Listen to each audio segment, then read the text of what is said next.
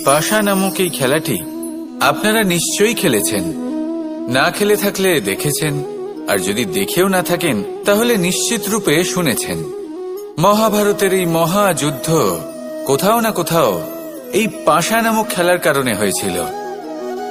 পাশার এই বিচিত্র খেলা, দান, এইসবের কারণে কেউ নিজের মাথায় রাজ মুকুট পরিধান করেছিলেন, আবার সেখানেই পরাজিত হওয়ার জন্য কাউকে বনবাসও ভোগ করতে হয়েছিল। কিন্তু এই খেলা সমাপ্ত হওয়ার পরে সমস্ত ঘুঁটি আর এই পাশার ছক একই পুটলিতে স্থান পেল। এটাই হলো আমাদের জীবন। এই সংসারে আমরা জয় পরাজয়ের বিষয়ে এতটাই ভাবি, এত চিন্তা করি যে এই জীবনের খেলার আনন্দটাই উপভোগ করতে পারি না। আর অবশেষে কি হয়? কেউ জয়ী হন, কেউ পরাজিত হন, কিন্তু দুজনেই একই স্থানে পৌঁছে যান। প্রত্যেক ব্যক্তি মৃত্যুর পরে একটি নির্দিষ্ট স্থানেই পৌঁছতে বাধ্য, কিন্তু ততক্ষণ এই জীবন, এই খেলা, তার আনন্দ উপভোগ করুন। এই সংসারে সেই ব্যক্তি শ্রেষ্ঠ স্থানে পৌঁছতে পেরেছেন যিনি এই সংসারকে প্রকাশ প্রদান করেছেন, যিনি কখনো জয় পরাজয় এ বিষয়ে ভাবেননি, শুধু এই জীবনের খেলার আনন্দ উপভোগ করেছেন। এটাই আপনিও করুন আর আমার সাথে ভালোবেসে বলুন, রাধা রাধা। রাধা কখনো কখনো আমার জন্য বড়ই সুগন্ধি আতর নিয়ে আসে, পারিজাত ফুলের মালা নিয়ে আসে আমার প্রসাধন করবে বলে। সহস্র ফুলের পাপড়ি একসাথে পিষে নিতে হয়, তারপরে তার থেকে যে রস নিঃসৃত হয় সেই রস দ্বারা, মনে রাখবেন আপনি হলেন সেই দুধ যাকে মন্থন সহ্য করতে হবে মাখন হয়ে ওঠার জন্য। মনে রাখবেন আপনি হলেন সেই ফুলের মতন যাদের পিষ্ট হতে হবে সুগন্ধি আতর হয়ে ওঠার জন্য, যাকে এই সংসার পছন্দ করে। কখনো কখনো জীবনে আপনার সাথে খারাপ শুধুমাত্র এই কারণে ঘটে যাতে আপনার শ্রেষ্ঠ রূপ এই সংসারের সামনে আসতে পারে। শুধুমাত্র কঠিন পরিস্থিতি এবং বিপদকে একটা সুযোগ হিসেবে দেখার চেষ্টা করুন। আপনার জন্য এই সংসার বদলে যাবে, সংসারকে দেখার দৃষ্টিভঙ্গি পাল্টে যাবে, আপনার ভাগ্য পাল্টে যাবে, আর এই মন প্রসন্ন হয়ে বলবে, রাধা রাধা। এই সংসারে সব থেকে বেশি কঠিন কাজ কোনটা? অগ্রসর হওয়া। এটা হলো সব থেকে কঠিন কাজ, কারণ যখন আপনি তপস্যা করেন তখন সেখানে আপনার ধৈর্য ভাঙার মতো কেউ থাকেন না, না কোনো বন্ধু, না কোনো আত্মীয়, না কোনো শত্রু, কেউ না। কিন্তু যখন আপনি এই সমাজে, এই পরিবারে থাকেন, কোনো না কোনো ব্যক্তি এসে আপনার ধৈর্যের বাঁধ ভেঙে দেওয়ার ক্ষমতা রাখেন। তারা আপনার ধৈর্যের বাঁধ ভেঙে দেয়, আর কখনো কখনো তারা অনিচ্ছাকৃতভাবেই সেটা করে থাকেন, কারণ তাদের মানসিকতা আপনার থেকে আলাদা, তাদের কর্ম আপনার থেকে আলাদা, তাদের দৃষ্টিভঙ্গি আপনার থেকে আলাদা, জীবন যাপন আপনার থেকে আলাদা। সেক্ষেত্রে আপনি ধৈর্যচ্যুত হন, প্রসন্নতা আপনার থেকে ছিনিয়ে নেওয়া হয়। সেই জন্য এই সংসারে, এই পরিবারের থেকেও ধৈর্য ধরে সামনে অগ্রসর হওয়া কোনো পর্বতের শিখরে গিয়ে তপস্যা করার থেকেও অনেক বেশি কঠিন। আর যে ব্যক্তি এই সমাজেই, এই পরিবারে, সেই সকল মানুষের মধ্যে থেকে গিয়েও ধৈর্য ধরে অগ্রসর হতে থাকেন, যারা এই কাজটা শিখে নিতে পারেন, তারাই কিন্তু জীবনে আনন্দ লাভ করতে পারেন। এই ধৈর্যই শেষে আপনার জীবনে প্রসন্নতা বহন করে আনবে। তাই ধৈর্য ধরে জীবনের পথে অগ্রসর হন আর আমার সাথে ভালোবেসে বলুন, রাধা রাধা। এই জীবনে তিনটি গুরুত্বপূর্ণ শব্দ যেতে পারবেন। দ্বিতীয় হলো আত্মবিশ্বাস। হেরে যাওয়া বস্তুও আবার জিতে নিতে পারবেন যদি আপনার নিজের আত্মবিশ্বাস থাকে, তাহলে আপনি কখনো পরাজিত হবেন না। এবং তৃতীয় হলো অহংকার। জয়লাভ করার পরেও কিন্তু এটা আপনাকে পরাজিত করতে পারে। সেই জন্য জীবনে সঙ্গবদ্ধ হন, আত্মবিশ্বাস রাখুন, কিন্তু কখনোই অহংকার করবেন না। এই অহংকার আপনার থেকে সবকিছু কেড়ে নিতে পারে। এই অহংকারের জন্যই মথুরাপতি কংস নিজের পতনের দিকে অগ্রসর হয়েছিলেন। এই অহংকারকে ত্যাগ করুন আর আমার সাথে ভালোবেসে বলুন, রাধা রাধা। আমরা যখনই কোনো গাছের চারা রোপণ করি তখন সবার আগে পরীক্ষা করে দেখি যে যেখানে আমরা চারা রোপণ করতে চলেছি সেখানকার মাটি আদৌ উর্বর কিনা, সেই মাটি সেই চারাকে বাড়তে সাহায্য করবে কিনা। যখন একটা চারা রোপণের আগে আমরা এত কিছু ভাবতে পারি, তাহলে কাউকে বিশ্বাস করার আগে আমরা কেন ভাবি না? জীবনে কখনো এই বিশ্বাসরূপী চারা কোথাও রোপণ করার আগে বোঝার চেষ্টা করুন যে যার উপর আপনি বিশ্বাস করতে চলেছেন সে কি আদৌ আপনার বিশ্বাসের যোগ্য কি না। ভেবে দেখুন সেই ব্যক্তি ভবিষ্যতে গিয়ে আপনার বিশ্বাস ভাঙতে পারে কিনা। এটাও ভেবে দেখুন যে যাকে আপনি বিশ্বাস করতে চলেছেন তাকে আপনি বিশ্বাস করলে নিজের জীবনের উদ্দেশ্যে আপনি অগ্রসর হতে পারবেন কিনা। আর তার জন্য প্রয়োজন সঠিক সিদ্ধান্ত, পরখ করা, কোনটা উচিত কোনটা অনুচিত সেটা বোঝা। আর তাতে কিন্তু আপনি সন্দেহবাতিক হবেন না, তাতে আপনি আরো নিপুণ হয়ে উঠবেন। তাই যদি আপনি নিপুণ হয়ে উঠতে চান তাহলে বোঝার চেষ্টা করুন, পরখ করে দেখুন, কোনটা উচিত কোনটা অনুচিত বুঝুন। আর বিশ্বাস তখনই করুন যখন আপনি 100% নিশ্চিত হবেন যে সে বিশ্বাসের যোগ্য। আসুন আমার সাথে ভালোবেসে বলুন, রাধা রাধা। প্রত্যেক মানুষ নিজের জীবনে দুঃখ অনুভব করেন। প্রত্যেকের দুঃখ আলাদা হতে পারে। কারোর মনে এই দুঃখ থাকে যে সে তার বাবা মায়ের সব ইচ্ছে পূরণ করতে পারেননি। কেউ এটা ভেবে দুঃখ পান যে সে চিরকাল সদাচার করেছেন, সৎকর্ম করেছেন, কিন্তু তাও তাকে দুরাচারী বলে মনে করা হয়। কেউ এটা ভেবেও দুঃখ পান যে তার সামনে যে ব্যক্তি রয়েছেন তার চোখে তিনি শত্রু হয়ে উঠেছেন বা দুষ্ট হয়ে উঠেছেন, যেখানে তিনি হয়তো কোনো অনুচিত কাজই করেননি। এবার এই সমস্ত বিষয় নিয়ে ভেবে নিজের ব্যক্তিত্ব নিয়ে সন্দেহ প্রকাশ করবেন না। যদি নিজের ব্যক্তিত্ব নিয়ে কোনো সন্দেহ থেকে থাকে তাহলে কর্ম সংক্রান্ত প্রশ্ন করুন যে আপনি যা করেছেন তাতে কি উচিত ছিল কি অনুচিত ছিল। যেটা প্রয়োজন সেটা এটা বোঝার যে আপনার অন্তর্মন, আপনার বিবেক আপনাকে কি বলছে। আর আপনার অন্তর্মন আর আপনার বিবেক আপনাকে যেটা করতে বলবে শুধু সেটাই করুন। আর তারপরে এই সংসার কি বলবে কি ভাববে সেসব নিয়ে ভাবতে যাবেন না, কারণ এই সংসার তো ঈশ্বরকেও প্রশ্ন করে থাকে, ঈশ্বরকেও দোষী মনে করে। কখনো কখনো যখন কোনো ঘটনা মানুষের ইচ্ছা অনুযায়ী ঘটে না, তখন মানুষ এটা বলে যে হে ঈশ্বর, আপনি আমার পাশে থাকলেন না, আপনি বড়ই কঠোর, এটা আপনার দোষ। যেখানে বেশিরভাগ সময় হয়তো সে নিজেই নিজের কর্মফল ভোগ করছে। আর কখনো কখনো ঈশ্বর হয়তো তার জন্য আরো ভালো কোনো পরিকল্পনা করে রেখেছেন, কিন্তু মানুষ সেটা বুঝতে পারে না। তাই দিনের শেষে যেটা প্রয়োজন সেটা হলো নিজের মনের কথা বুঝতে হবে। আপনার বিবেক কি বলছে শুধু সেটাই করুন আর সামনে এগোতে থাকুন। আমার সাথে ভালোবেসে বলুন, রাধা রাধা। পরিবর্তন, এটা হলো সৃষ্টির অমূল্য নিয়ম। এই সংসারে সবকিছু সময়ান্তরে পরিবর্তিত হয়, এই সময়ও পরিবর্তিত হয়। পরিবর্তন চিরকাল হয়ে এসেছে আর চিরকাল হতে থাকবে। কিন্তু এবার আমরা সেই পরিবর্তন কিভাবে লাভ করব যেটা আমাদের প্রয়োজন, যেটা আমরা চাই। আমরা জীবনে বিকাশ চাই।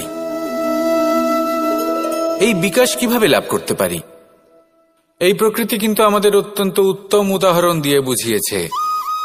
একটি বিন্দুর উদাহরণ দিয়েছে যা ভবিষ্যতে একটা বিশাল নদীর আকার ধারণ করে।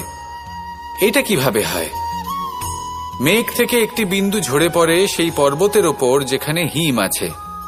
সেই হিমের সংস্পর্শে আসা মাত্র সেই বিন্দুর সাথে আরো বেশ কিছু বিন্দু যুক্ত হয়। তারপর তারা অগ্রসর হয়, আরো কিছু বিন্দু যুক্ত হয়, আস্তে আস্তে একটা ক্ষীণ ধারার রূপ ধারণ করে এবং সেটাই ভবিষ্যতে আরো এগোতে থাকে। অনেকটা যাওয়ার পর যখন অনেক সংখ্যক বিন্দু একসাথে যুক্ত হয় তখন সেটা বিশাল নদীর আকার ধারণ করে। এবার আমরা মানুষ বলে আমাদের সাথে এই নিয়মের অন্যথা হয় তা নয়। আমরাও এই প্রকৃতির অংশ, আমাদের ক্ষেত্রেও একই নিয়ম প্রযোজ্য। যখন পরিশ্রম করে অনেক সংখ্যক বিন্দু আমরা একত্রিত করব তখনই পরিবর্তনের নদী প্রবাহিত হবে। প্রয়োজন হলো নিরন্তর পরিশ্রম করা এবং ধৈর্য ধরা। এটা করতে থাকুন, জীবনে সবকিছু লাভ করতে পারবেন। কারণ প্রকৃতি আমাদের এটাই শিখিয়েছে, আর আমরা এই ব্রহ্মরই একটি অংশ, যার দ্বারা এই ব্রহ্মাণ্ড নির্মিত। আসুন আমার সাথে ভালোবেসে বলুন, রাধা রাধা। কখনো এই প্রকৃতির দিকে তাকিয়ে থাকবেন। এই প্রকৃতি অনেক ধরনের শিক্ষা দেয়। কোন একটা গাছকে দেখুন, কিভাবে সে মাটি থেকে জল শুষে নেয়। সে ঝড় হোক বা হোক কড়া রোদ, সব সহ্য করে এবং অবশেষে সে ফল ধারণ করে। আর সেই ফল উৎপন্ন করার পরে সে ফল কিন্তু সে নিজে গ্রহণ করে না, এই সংসারকে প্রদান করে, যাতে পশু পাখি মানুষ তারা এই ফল গ্রহণ করে শক্তিশালী হয়ে উঠতে পারে, সুস্থ থাকতে পারে। সেভাবেই নদী, সরোবর এরা নিজেরাও কিন্তু নিজেদের জল গ্রহণ করে না, মাটিকে প্রদান করে, পশু পাখিকে প্রদান করে। সূর্য নিজেও নিজের জন্য প্রজ্বলিত হয় না, সে প্রকাশ ছড়িয়ে দিতে চায় আমাদের সবার কাছে, সে আলো পৌঁছে দিতে চায়। এই প্রত্যেকের কর্মে পরমার্থ নিহিত আছে, আর সেই জন্যই এদের সকলকে পুজো করা হয়। তাই মনে রাখবেন, আপনার কাছে জীবন যাপনের অতিরিক্ত যা কিছুই আছে তা পরমার্থের জন্য। তাহলে তার সদ্ব্যবহার করুন, আর আমার সাথে ভালোবেসে বলুন, রাধা রাধা। আমরা প্রত্যেকেই অবশ্যই এমন সময় দেখেছি যখন অনেকগুলো সমস্যা একসাথে আমাদের জীবনে এসে পড়ে। সমস্যা আমাদের প্রত্যেকের জীবনেই থাকে। আমরা তার সমাধান খুঁজতে চেষ্টা করি, কখনো সমাধান খুঁজে পাই, আবার কখনো যতই চেষ্টা করি না কেন কোনো সমাধান খুঁজেই পাই না। আর যখন এটা হয় তখন মানুষ অত্যন্ত বিচলিত হয়ে পড়েন। নিজের আত্মীয় স্বজন, নিজের বন্ধু বা সংসার, এদের ওপরে এই দোষ চাপিয়ে দেন যে এদের জন্যই এই সমস্যা এসেছে। এবার যদি আমি আপনাকে কোনো পরামর্শ দিই তাহলে এটাই বলবো যে দৃষ্টিভঙ্গি পাল্টে দেখুন। এই দৃষ্টিভঙ্গি দিয়ে দেখুন যে এই সংসারে যে সমস্যায় আসুক না কেন তার জন্য কেউ দোষী নয়, না আপনি না অন্য কেউ।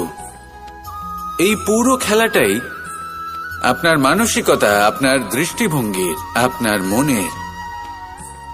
কিভাবে বোঝাচ্ছি? যখন আমাদের মন শক্ত থাকে তখন কঠিন থেকে কঠিনতর পরিস্থিতিও আমাদের জীবনে খুব বেশি হলে প্রতিস্পর্ধা হয়ে থেকে যায়। সেখানে যদি আমাদের মন দুর্বল থাকে তখন অল্প কঠিন পরিস্থিতিও আমাদের কাছে খুব বড় সমস্যা হয়ে যায়, তাই না? একটা শক্ত মন কঠিন পরিস্থিতিকে প্রতিস্পর্ধা হিসেবে দেখে আর তার মধ্যেও একটা সুযোগ খুঁজে নেয়। আমাদের শুধু এটাই করতে হবে। এই সংসারে অন্য কাউকে দোষী মনে করলে আপনার সমস্যা দূর হয়ে যাবে না। সেই জন্য এই সংসারকে দোষ দেওয়ার বদলে এই সমস্যার মূলে চলে যান, সেটাকে বুঝুন, নিজের এই মনকে শক্ত করে তুলুন।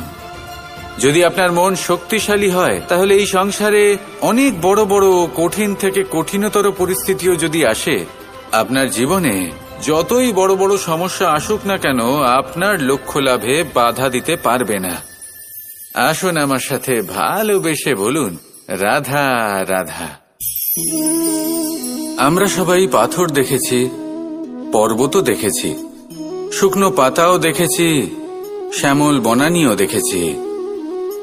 কখনো ভেবেছেন পাথরের অস্তিত্ব কিন্তু ততক্ষণ পর্যন্ত যতক্ষণ সে পর্বতের গায়ে আটকে থাকে। যখন সেই পর্বত থেকে সেই পাথর ভিন্ন হয়ে যায় ও নিজের অস্তিত্ব হারিয়ে ফেলে। আস্তে আস্তে কখনো পাথর কেটে বা কখনো পিষ্ট হয়ে সেই পাথর আস্তে আস্তে মাটিতে পরিণত হয় এবং পূর্ণরূপে নিজের অস্তিত্ব হারিয়ে ফেলে। এটাই পাতার সাথেও হয়। এই পাতা যতক্ষণ গাছের ডালের সাথে যুক্ত ততক্ষণ তার অস্তিত্ব থাকে। যখনই ডাল থেকে বিচ্ছিন্ন হয় সেও নিজের অস্তিত্ব হারিয়ে ফেলে। আর এটাই আমাদের সাথেও হয়। যতক্ষণ আমরা নিজেদের আপনজনের সাথে যুক্ত থাকি, আমাদের অস্তিত্ব বজায় থাকে। যখন আপনজনদের সাথে সম্পর্ক ছিন্ন করি, তখন আমরাও আমাদের অস্তিত্ব হারিয়ে ফেলি। এবার এই সংসারের প্রত্যেক ব্যক্তি স্বতন্ত্র থাকতে চান, আর অনেক ব্যক্তি স্বতন্ত্র থাকবেন বলে আপনজনদের দূরে করে দেন আর তাদের সাথে এই সম্পর্ক ছিন্ন করেন। এটা কি সত্যি প্রয়োজন? আপনজনদের সাথে সম্পর্ক ছিন্ন করে নিজের অস্তিত্ব হারিয়ে ফেলা প্রয়োজনীয়, নাকি আপনজনদের সাথে সম্পর্ক বজায় রেখে নিজেদের স্বতন্ত্র করে রাখা সেটা আবশ্যক? নির্বাচন আপনারই। আসুন আমার সাথে ভালোবেসে বলুন, রাধা রাধা। আপনি কি কখনো নৌকা যাত্রা করেছেন? করে না থাকলেও নিশ্চয়ই দেখেছেন যে এই জল যা নিজের অন্তরে সব কিছু সমাহিত করে নিতে পারে, এই নৌকা সেই জলের ওপরেই ভেসে থাকে। নদীর স্রোত কাটিয়ে সে সামনে অগ্রসর হয়। কিন্তু যদি এই নৌকায় কোনো ছিদ্র হয়, তাহলে কিন্তু সেই নৌকা ডুবে যাবে। আর এতে কোনো তফাৎ হবে না যে সেই ছিদ্র ছোট নাকি বড়, নৌকা ডুবে যাবে। এই ছিদ্র হলো আমাদের জীবনে আমাদের অপগুণ, আমাদের দোষ, আমাদের বিকার। কখনো এটা ভাববেন না যে এই দোষ খুবই ছোট, এতে কিছুই যাবে আসবে না।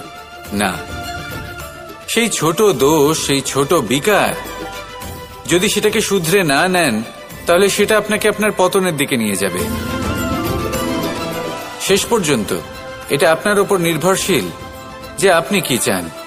আপনার জীবনের এই নৌকা এভাবেই ডুবে যেতে দেখবেন, নাকি নিজেকে শুধরে নিয়ে সেই নৌকার সেই ছিদ্রটাকে ভরিয়ে তুলতে চাইবেন? নির্বাচন আপনার। আসুন আমার সাথে ভালোবেসে বলুন, রাধা রাধা।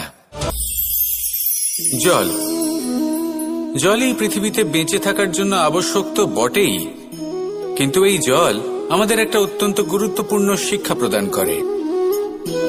কখনো এই জলকে দেখেছেন? যে পরিস্থিতিতেই এই জল প্রবাহিত হোক না কেন, এর উপর যা কিছুই প্রভাব থাকুক না কেন, এর পথে যতই বাধা আসুক না কেন, তার মধ্যে থেকে ও নিজের পথ ঠিক বের করে নেয়, কিন্তু নিজের প্রবাহ থামতে দেয় না, ক্রমাগত অগ্রসর হতে থাকে। সেরকমই একটা শিক্ষা যেটা আমরা জল থেকে পেয়ে থাকি, তা হলো এটা: আমরা যখন জলের দিকে তাকাই তখন আমরা নিজের প্রতিবিম্ব দেখি, স্পষ্টভাবে দেখতে পাই। কিন্তু তখনই দেখতে পাই যখন এই জল শান্ত থাকে, স্থির থাকে। যদি এই জল অশান্ত হয়ে থাকে, স্থির না হয়, তাহলে আমরা এতে নিজের প্রতিবিম্ব দেখতে পাই না। এটাই আমাদের মনের সাথেও হয়ে থাকে। যখনই জীবনে কোনো সংকট আসে, যদি আমরা শান্ত মনে, স্থির মনে সিদ্ধান্ত নিই, তাহলে সেটা এমন একটা শীতল সিদ্ধান্ত হবে যেটা আমাদের ভবিষ্যৎকে একটা শ্রেষ্ঠ স্থানে নিয়ে যাবে। যদি এই মন অশান্ত হয়, বিচলিত হয়, পীড়িত হয়, দুঃখিত হয়ে থাকে, রুষ্ট হয়ে থাকে, তাহলে অনেক সময় আমরা এমন সিদ্ধান্ত নিই যেটা আমাদের জন্য অনুচিত প্রমাণিত হয়। যখন আপনি ক্রুদ্ধ ছিলেন বা দুঃখের বশে ছিলেন, তখন অনেক সময় হয়তো এমন সিদ্ধান্ত নিয়েছেন যেটার জন্য ভবিষ্যতে আপনি অনুশোচনা করেছেন। এবার দেখুন, এই আবেগগুলো থেকে আমরা পালাতে পারবো না, কিন্তু এই আবেগগুলো আপনার উপর কতটা প্রভাব ফেলবে সেটা আমরা অবশ্যই ঠিক করতে পারি। এই মনকে আমরা নিয়ন্ত্রণ করতে পারি। এটাই করুন, চিন্তা করুন, এই মনকে শান্ত রাখুন, স্থির হতে চেষ্টা করুন, আর তারপরে সিদ্ধান্ত নিন।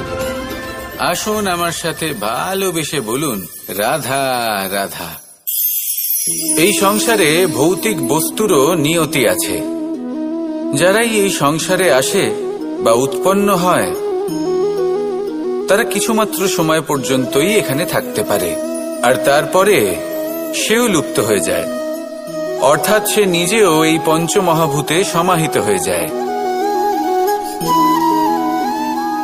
আমাদের সাথেও ঠিক এটাই হয়। সেই জন্যই ঈশ্বর দ্বারা প্রদত্ত এই উপহারের বিষয়ে ভাবুন, এই জীবনের বিষয়ে ভাবুন। ঠিক যেমন বিশ্বাস ভঙ্গ হলে কোনো ব্যক্তি আমাদের কাছে অপরিচিত হয়ে যান, ঠিক সেরকমই শেষ নিঃশ্বাস ত্যাগের পর এই শরীরও আমাদের কাছে পরই হয়ে যায়। তাই এই শরীর থাকাকালীন শ্রেষ্ঠভাবে একে সদ্ব্যবহার করুন। এই জীবনে শ্রেষ্ঠ কর্ম করুন। আর এই জীবনকে শ্রেষ্ঠভাবে যাপন করার জন্য কিছু কথা বোঝা প্রয়োজনীয়। যদি আপনি কারোর প্রশংসা করেন তাহলে পূর্ণ হৃদয় দিয়ে করুন। যদি আপনি হস্তক্ষেপ করে থাকেন তাহলে মস্তিষ্ক দ্বারা করুন। যদি আপনি সমীক্ষা করেন তাহলে বিবেক দ্বারা করুন। যদি আপনি ধন অর্জন করতে চান তাহলে নীতি অনুসারে চলুন। যদি জীবনযাপন করতে চান তাহলে রীতি মেনে করুন। আর যদি ঈশ্বরের ভজন করতে চান তাহলে ভক্তিভাব নিয়ে করুন। শুধু এই কথা মনে রাখবেন যে আপনার এই জীবন কিন্তু অনিশ্চিত কাল পর্যন্তই আছে। কতক্ষণ আছে সেটা কেউ জানে না। তাই কিছু মুহূর্ত যেটা যাপন করতে আমরা এখানে এসেছি সেখানে ক্রোধ, অহংকার, ঈর্ষা, এইসব আবেগের কি গুরুত্ব বলুন তো? এগুলো ত্যাগ করুন। মানুষকে ক্ষমা করতে শিখুন। আস্তে আস্তে বিশ্বাস করতে শিখুন। এই সংসারে নিঃস্বার্থভাবে প্রেম করতে শিখুন আর সবার মধ্যে আনন্দ বিতরণ করুন। তাই এই সব গুণ যদি আপনি আত্মসাৎ করতে পারেন তাহলে আপনার জীবনে শুধু আনন্দ এবং আনন্দই বিরাজমান হবে।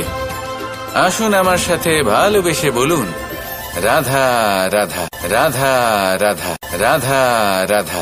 ধর্মরথের 4টি অশ্ব চালানোর জন্য যিনি সারথি হবেন তার যে 4টি গুণ থাকা প্রয়োজন সেই সমস্ত গুণ অর্জুনের মধ্যে উপস্থিত রয়েছে। কর্মের শক্তি রয়েছে, ধর্মের প্রতি আসক্তি রয়েছে, জ্ঞানের অভিব্যক্তি রয়েছে এবং সমর্পণের ভক্তি রয়েছে। নিশ্চিত রূপে ধর্মরথে সারথি হবার জন্য অর্জুনই সব থেকে যোগ্য। আর ও শুধুমাত্র দ্রৌপদীর স্বামীই হবে না, ইতিহাসে কুরুবংশের রাজকুমার বা ইন্দ্রপুত্রের নামেই শুধু পরিচিত হবে না, বরং অর্জুনই স্বয়ং ইতিহাস রচনা করবে। অর্জুনই হবে কৃষ্ণ সারথি। যত্র যোগেশ্বর কৃষ্ণ তত্র পার্থ ধনুর্ধর। তাহলে আসুন আর আমার সাথে ভালোবেসে বলুন, রাধা রাধা।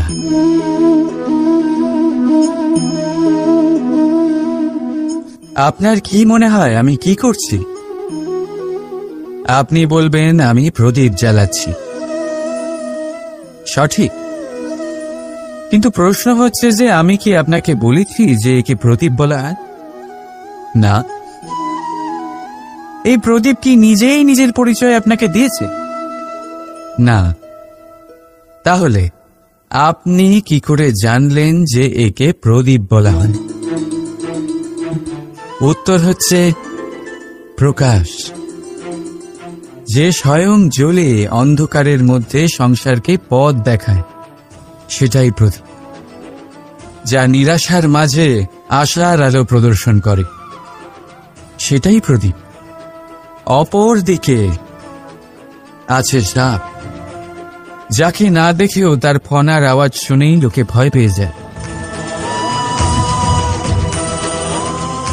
তার মানে ব্যক্তির পরিচয় তার কর্মের দ্বারা পাওয়া যায়। তাই আপনার এটা বলার প্রয়োজন নেই যে আপনার পরিচয় কি।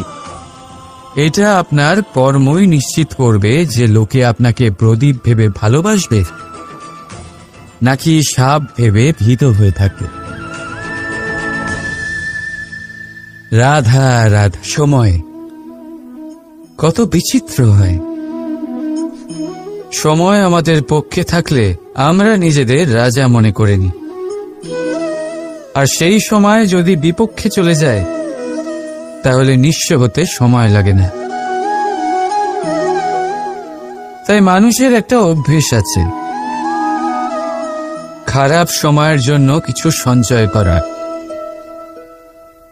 আত্মীয়, বন্ধু খারাপ সময় পাশ থেকে সরে যায়। যশ, মান প্রতিকূল সময় চিরস্থায়ী হয় না। তাই মানুষ মনে করে অর্থ সঞ্চয় করাই শ্রেয়। অর্থের কোনো হৃদয় নেই যা সময়ের সাথে পরিবর্তিত হবে। সংসার বলে সর্বদা অর্থ সঞ্চয় করতে থাকুন।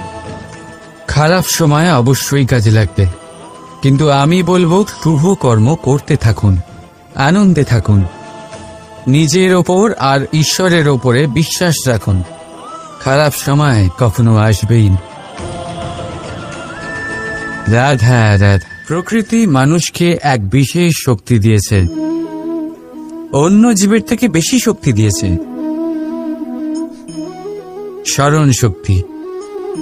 এই শক্তি মানুষকে অন্য জীবের থেকে ভিন্ন করে, ইতিহাস রচনা করার প্রেরণা দেয়, জ্ঞানকে বংশানুক্রমে এগিয়েও নিয়ে যায়। আর যারা ভুলে যান, অধিকাংশ সময় তারা উপহাস আর দয়ার পাত্র হয়ে যান। কিন্তু এটাই কি প্রকৃতরূপে সত্য? না। এই স্মরণ শক্তি মানুষের বিকাশের সব থেকে বড় বাধা হয়ে দাঁড়ায়। তার মনকে দূষিত করে দেয়। খারাপ অভিজ্ঞতা, কারোর করা বিশ্বাসঘাতকতা, কারোর কটাক্ষ বেশিরভাগ মানুষই ভুলতে পারেন না, আর তারপর প্রতিশোধ নিতে উদ্যত হন। প্রথমে সময় নষ্ট করেন প্রতিশোধের প্রস্তুতিতে, আর তারপর সময় নষ্ট করেন প্রতিশোধ নেওয়ার সুযোগ খুঁজতে। যদি সন্তুষ্টি পেতে চান, যদি জীবনে আনন্দ পেতে চান, তাহলে স্মরণ শক্তির সদ্ব্যবহার করুন। নিজের স্মরণ শক্তিকে চালনা করুন শুধুমাত্র ভালো কথা আর ভালো স্মৃতির দিকে। জীবনে আনন্দ পাবে। রাধা রাধা। মানুষ নিজের পরিবারের জন্য কত কিছুই না করে, দিন রাত পরিশ্রম করতে থাকে যাতে তার পরিবারের প্রয়োজন পূরণের জন্য অর্থ রোজগার করতে পারে। কিন্তু শুধু অর্থ রোজগার করাটাই কি যথেষ্ট? আপনি বলবেন, হ্যাঁ নিশ্চয়ই, অর্থ দিয়ে সব কিছু পাওয়া যায়, বিদ্যা পাওয়া যায়, বাড়ি পাওয়া যায়, ওষুধ পাওয়া যায়, আর কত কিছুই না পাওয়া যায়। এই সব একটা পর্যায় পর্যন্ত সঠিক, কিন্তু একটু মন দিয়ে ভেবে দেখুন, যখন কোনো শিশু অসুস্থ হয়ে পড়ে তখন সে ওই তিক্ত ওষুধ কেন খেয়ে নেয়? এই জন্য কারণ ওর পিতা সেই ওষুধ অর্থ দিয়ে কিনেছে?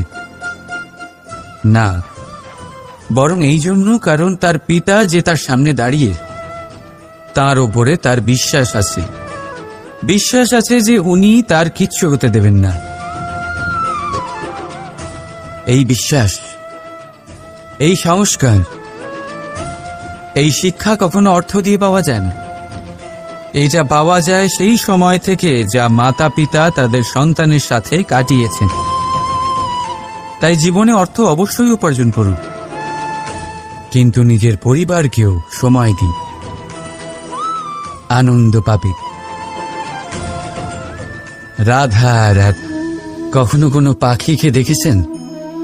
যখন তারা ডিম পাড়তে প্রস্তুত হয় তখন তারা সবচেয়ে আগে একটা স্থান খোঁজে, একটা স্থান যা বর্ষা, রৌদ্র আর শত্রুর থেকে সুরক্ষিত হয়। তারপর তারা বাসা তৈরি করে, তারপরেই ডিম পাড়ে, আর তারপর যখন সেই ডিম ফুটে তার সন্তানদের জন্ম হয়, সে তাদের খাবার খাওয়ায়, তাদের রক্ষণাবেক্ষণ করে। কিন্তু যখন তাদের ডানা গজায় তখন না সে তাদের খাবার দেয় আর না তাদের বাসা বানাতে শেখায়। শুধুমাত্র তাদের উড়তে শেখায় সে। তারপর সেই বাচ্চারা আকাশে উড়তে শিখে নিজেরাই নিজেদের খাবার জোগাড় করতে শিখে যায়, নিজেরাই নিজেদের বাসা বানাতে শিখে যায়। আর আমরা মানুষেরা কি করি? আমাদের সন্তান বড় হয়ে যাওয়া সত্ত্বেও তাদের নিয়ে সর্বদা দুশ্চিন্তা করি। তার জন্য আমরা গৃহ নির্মাণের চেষ্টা করি। নিজের সন্তানকে আরো শক্তিশালী করে গড়ে তোলার বদলে তাকে আমরা দুর্বল করে দিই। জীবনে সেটাই করুন যা একটা পাখি করে। নিজের সন্তানকে আকাশে ওড়ার শিক্ষা দিন, সংস্কার দিন, আর একটা নির্দিষ্ট সময়ের পরে তাকে নিজের আকাশ নির্ধারণ করতে মুক্ত করে দিন। রাধা রাধা। সাগরে সেতু বাঁধার গল্প তো আপনারা নিশ্চয়ই শুনে থাকবেন। রামচন্দ্রের সেনাকে 100 যোজন সমুদ্র অতিক্রম করে লঙ্কায় আক্রমণ করতে হতো। সেতুকার নল আর নীল সেতু বাঁধার উপায় বের করল, কিন্তু প্রশ্ন ছিল সেতু বাঁধা কি করে হবে?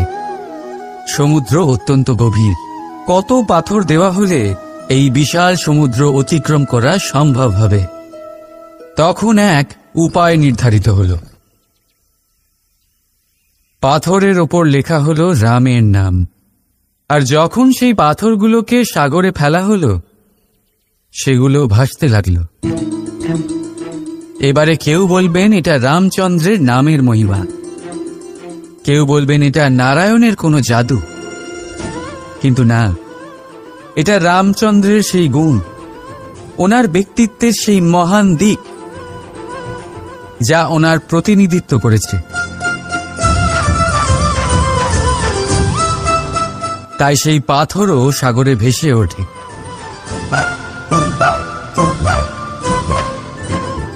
ঠিক সেইভাবেই যেখানে আমরা থাকি না সেখানে আমাদের গুণ আমাদের প্রতিনিধিত্ব করে। আমাদের নামের শক্তি আমরা নিজেরাই তৈরি করি, আমাদের কর্ম দিয়ে, আমাদের গুণ দিয়ে। এবার সিদ্ধান্ত আপনার যে আপনার নামের সাহায্যে কেউ বিপদ থেকে উদ্ধার হবে, নাকি আপনার দুষ্কর্মের ফলে কেউ ডুবে যাবে। ভালো করে ভেবে দেখুন। রাধা রাধা। আমাদের জীবনে গুরুজনেরা, জ্ঞানী মানুষজন সবসময় একটা কথা বলেন, ধৈর্য ধরো। শুধুমাত্র দুটো শব্দ, কিন্তু কতটা বিশাল সেটা বোঝার চেষ্টা করুন। ছোট একটা অস্ত্র হাতে নিন এবং একটা বিশাল পর্বতে নিরন্তর প্রহার করতে থাকুন, ধৈর্য ধরে সেই কাজ করতে থাকুন। এমন একদিন আসবে এই বিশাল পর্বতে আপনি একটা পথ তৈরি করবেন। কোনো ধনুর্ধর যখন নিজের বিদ্যা অর্জন করেন তখন তাকেও ধৈর্য ধরতে হয়, তার নিজেকে সময় দিতে হয়, তবেই সে ধনুর্বিদ্যা শিখতে পারে। সেইভাবে আমাদের জীবনেও ধৈর্য ধরার খুব প্রয়োজন। পরিবারে ধৈর্য রাখতে পারলে তাহলে আস্তে আস্তে দেখবেন প্রেম বৃদ্ধি পাচ্ছে। সমাজে যদি ধৈর্য রাখতে পারেন তাহলে আস্তে আস্তে এই সমাজ আপনাকে সম্মান করবে। যদি নিজের জীবনে ধৈর্য রাখতে পারেন তাহলে নিজে থেকেই আত্মবিশ্বাস বাড়বে, নিজের বিকাশ হবে। জীবনে সবই সম্ভব যদি ধৈর্য রাখতে পারেন। হয়তো আস্তে আস্তে হবে, কিন্তু হবে অবশ্যই। শুধু ধৈর্য রাখুন, কারণ ধৈর্যই সবথেকে বড় পুঁজি। আসুন আর আমার সাথে ভালোবেসে বলুন, রাধা রাধা। আমাদের জীবনে যখনই আমরা কোনো বড় দায়িত্বের সম্মুখীন হই তখন আমরা তার থেকে দূরে পালাই, আর এই অজুহাত দিই যে না না, এত বেশি ভার বহন করার যোগ্যতা আমার নেই, আমি করতেই পারবো না। দেখুন, এই সংসারে ভিন্ন ভিন্ন ধরনের গাছ আছে, ছোট গাছ, বড় গাছ, কিন্তু বটগাছের মতো বড় এবং নিবিড় গাছ আর একটাও নেই। সে নিঃস্বার্থভাবে এই সংসারকে সেবা করে যায়, ছায়া প্রদান করে, শীতলতা প্রদান করে। আর যখন এমন সময় আসে যখন তার ওপর বোঝা অত্যন্ত বেড়ে যায়, সে কিন্তু কোনোভাবেই ভেঙে পড়ে না। তখন সে নিজের নিঃস্বার্থ কর্মের ফল লাভ করে, সেই নিঃস্বার্থ কর্ম যা সে করেছে। তার দেহ থেকে ছোট ছোট ঝুড়ি বার হয় এবং তা কাণ্ডের আকার ধারণ করে। সেই কাণ্ড মাটির কাছে পৌঁছয় এবং তারপর তা বটগাছের সহায়ক হয়ে ওঠে, সে ভেঙে পড়ে যায় না। এইভাবে আপনিও জীবনে নিঃস্বার্থভাবে সবার সেবা করুন, ভালোবাসুন, সবাইকে সাহায্য করুন। যেদিন আপনার ওপর বোঝা অত্যন্ত বেড়ে যাবে সেদিন এই সব মানুষ আপনাকে সাহায্য করার জন্য আসবেন, আপনার শক্তি হয়ে উঠবেন, আর আপনি বটগাছের মতোই মহান এবং বিশাল হয়ে উঠবেন। আসুন আর আমার সাথে ভালোবেসে বলুন, রাধা রাধা। একটা শব্দ আছে, পরিস্থিতি। অনেক মানুষের মুখে আমরা এই শব্দ শুনি। জীবনে যখন অসফল হই, দুঃখ আসে, সংকট আসে, কোনো বিপদ ঘনিয়ে আসে, তখন সমস্ত দোষ এই রাত। এমন কেউ আছেন যিনি এর উপরেও নিয়ন্ত্রণ সাধন করেন, আর তিনি হলেন সূর্য। ঠিক সেই রকমই আমাদের জীবনেও সূর্য হলো এই মন। যদি এই মনের উপর আমরা নিয়ন্ত্রণ করতে পারি, তাহলে আমরা জীবনকেও নিয়ন্ত্রণ করতে পারব। প্রথমে এই মনের রাজা হয়ে উঠতে হবে। তাই মনে রাখবেন, যদি মন দুর্বল হয়, তাহলে পরিস্থিতি আমাদের সমস্যা বলে মনে হবে। এই মন যদি স্থির হয়, পরিস্থিতি প্রতিস্পর্ধা বলে মনে হবে। আর এই মন যদি শক্তিশালী হয়ে ওঠে, তাহলে যে কোনো পরিস্থিতি আপনার কাছে একটা সুযোগ মাত্র। এমন এক সুযোগ যাতে অগ্রসর হয়ে আপনি মহান হয়ে উঠতে পারেন। এই মনের শক্তির বৃদ্ধি ঘটান, মহান হয়ে উঠুন, আর আমার সাথে ভালোবেসে বলুন, রাধা রাধা। খুব সুন্দর একটা কাহিনী আছে। একবার এক ব্যক্তি নিজের অসফলতার জন্য ত্রস্ত হয়ে সময় দেবতার তপস্যা করতে বসলেন। উনি তপস্যা করলেন এবং সময় দেবতা প্রসন্ন হলেন। মানুষের রূপ ধারণ করে ওনার সামনে প্রকট হলেন। এবার সেই ব্যক্তি ওনাকে জিজ্ঞেস করলেন যে কি এমন আছে যার জন্য আপনি বারবার জয়ী হন আর আমি চিরকাল পরাজিত হয়ে থাকি? কেন এত পরিশ্রম করা সত্ত্বেও আমি সাফল্য লাভ করতে পারি না? তখন সময় দেবতা উত্তর দিলেন যে দিন হোক বা রাত, ঝড় হোক বা ভূমিকম্প, রোদ হোক বা বৃষ্টি হোক, সময়ের সূত্রপাত হোক বা প্রলয়, আমি থামি না, আমি চলতেই থাকি। আর সেই জন্য যিনি থেমে যান তিনি পরাজিত হন আর আমি জয়ী হই। এটাই আমাদের শিখতে হবে। জীবনে সবসময় চলতে থাকুন, কখনো থামবেন না। হ্যাঁ, কিছুক্ষণের জন্য বিরতি নিতে পারেন, বিশ্রাম করার জন্য, নিজেকে আরো সশক্ত করে তোলার জন্য, কিন্তু থেমে যাবেন না। নিরন্তর কর্ম করতে থাকুন, পরিশ্রম করতে থাকুন, তবেই এই সংসার আপনাকে মনে রাখবে। আসুন আমার সাথে ভালোবেসে বলুন, রাধা রাধা।